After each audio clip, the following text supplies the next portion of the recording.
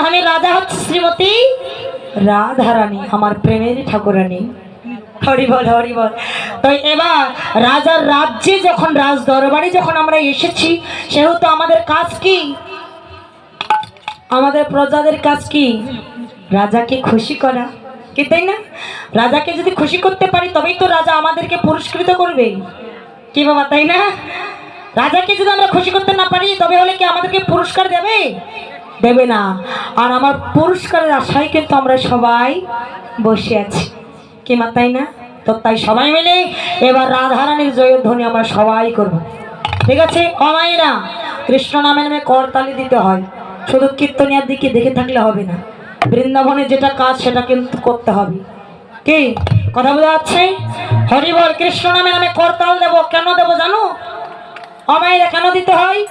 এই যে আমাদের শরীরে 10টা ইন্দ্র আছে না, কর্মেন্দ্র, 5টি জ্ঞানেন্দ্র, 5টি, এক একটা ইন্দ্রের এক একটা পাব আছে, কি পাব আছে না মা? দেখো ভগবান আমাদের দুটো হাত দিয়েছে, দুটো হাত দিয়েছে এই কর্ম ইন্দ্র। এটা দিয়ে কি করতে বলেছে?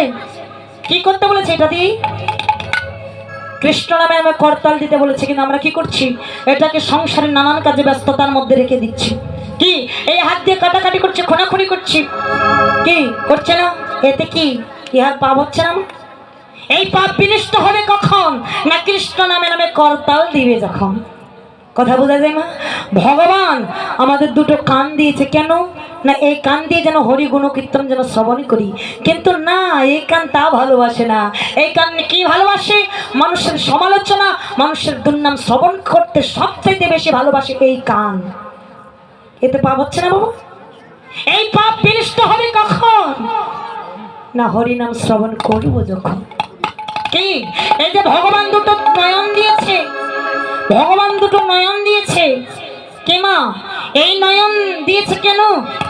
না যেন গোবিন্দ মূর্তি দর্শন করতে পারি, যেন সাধুগুরু বৈষ্ণবের বদন দর্শন করতে পারি। কিন্তু না, এই চোখ তা ভালোবাসে না। কি ভালোবাসি?